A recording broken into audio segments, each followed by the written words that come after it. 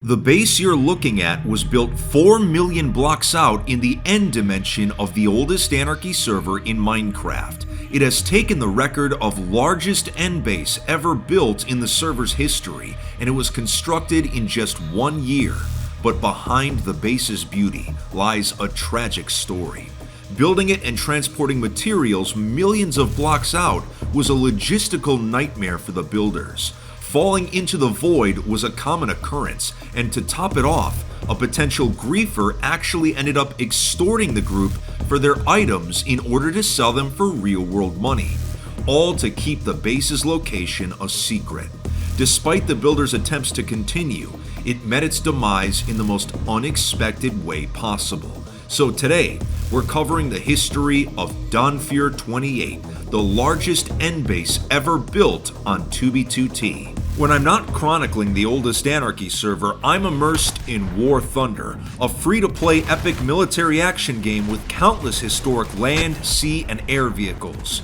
War Thunder perfectly captures the scale and sensation of fierce battles using military equipment. There's a massive selection of available tanks, planes, helicopters, and even lesser-known prototypes from the mid-20th century to the present day.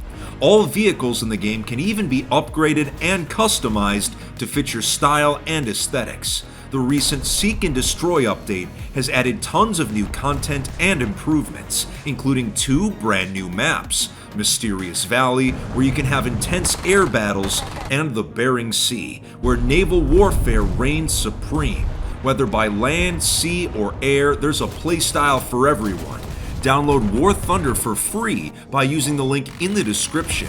All new players and those who haven't played for half a year or more will receive special bonuses, such as vehicle rentals, a special decorator, Eagle of Valor, 100,000 silver lions, and even more gifts. So hurry up and enter the battle.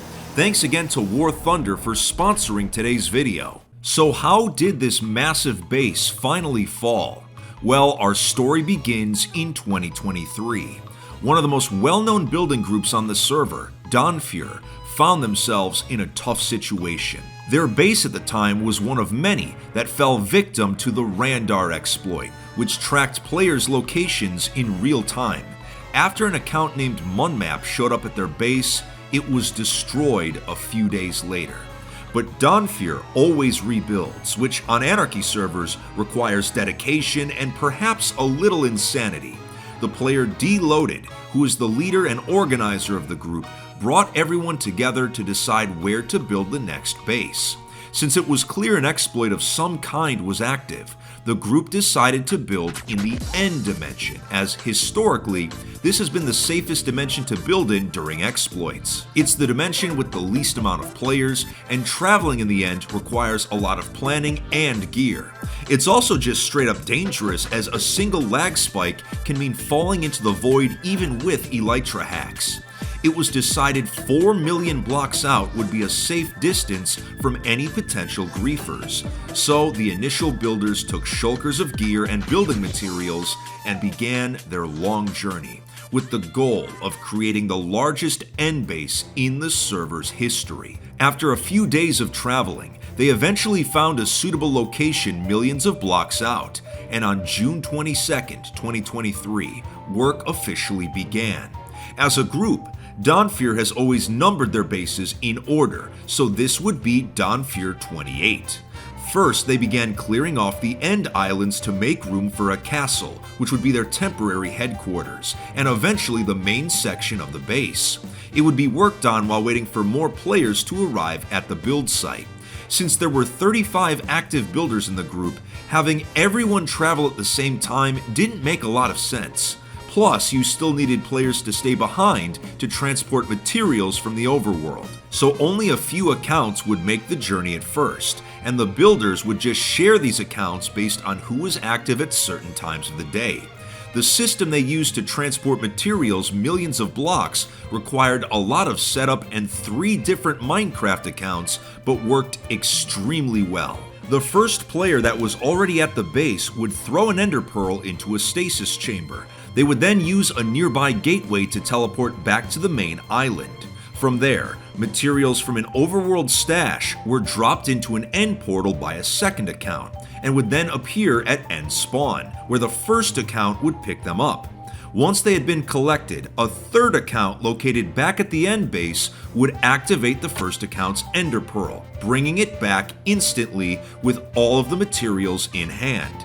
This process was repeated countless times in order to transport everything they needed, and is what would make construction in such a remote location possible. For the first few months, progress was slow and steady, but in August of 2023, the server updated from Java 1.12 all the way to 1.19, which ended up giving the builders a larger variety of blocks to work with. However, it also introduced some new challenges. One of these were Endermen. For much of the server's lifespan, mobs would spawn less often in order to make the server run more efficiently. But the update allowed mobs to spawn at their usual rates, which meant Endermen now posed a huge threat while building.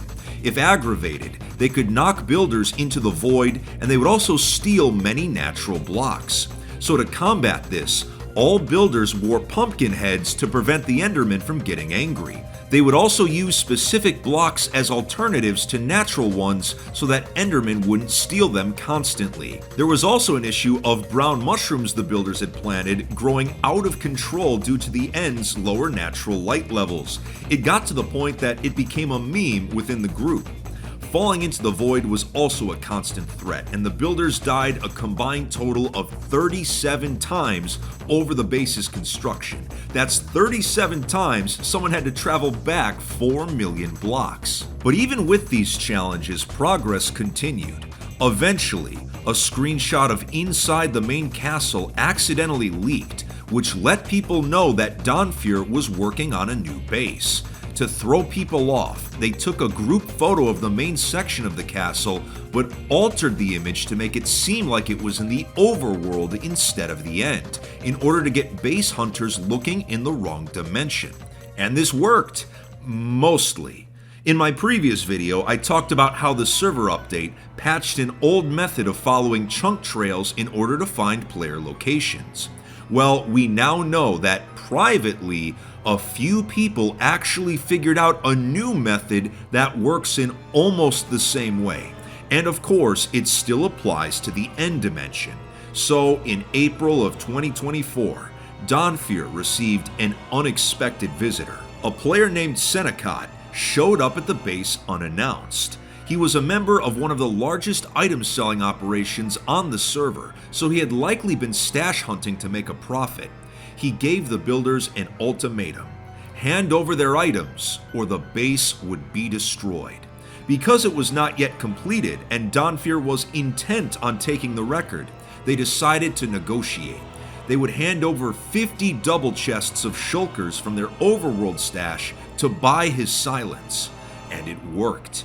They mostly gave away PvP shulkers since they were a building group and had no real need for them. This bought them enough time to continue working. The next few months were extremely productive, and many new sections were added to the base. It was becoming something truly remarkable. In addition to the builds, they had a large collection of overworld animals including fish, frogs, turtles, and even sniffers. In June of 2024, the base celebrated its first birthday, but by this point, the builders had become paranoid. They knew it was only a matter of time before someone found them again. Little did they know it had already happened. On a complete hunch, one of the builders, Lukent, decided to do a sweep of the area surrounding the base, and to his complete shock, found a pearl stasis chamber belonging to a group of known griefers. They had already traveled to the base, but were likely gathering the explosives from the overworld. Some of the stasis chambers were vacant, meaning all of the griefers had not arrived yet. When Lukent told the group, they theorized that the griefers were waiting until the American holiday 4th of July to blow things up. At this point, even though there were parts of the base unfinished, Donfear 28 had taken the 2b2t record of largest end base ever constructed by area. Wanting to deny the griefers the glory of the destruction, they took matters into their own hands. They griefed the stasis chamber, said their final goodbyes to the base, and proceeded to destroy all of it themselves. Given the circumstances, this was seen as the best possible outcome. Such is life on an Anarchy server, but after making history with such a massive endbase, there's no telling what the Dawnfear builders are going to think of next.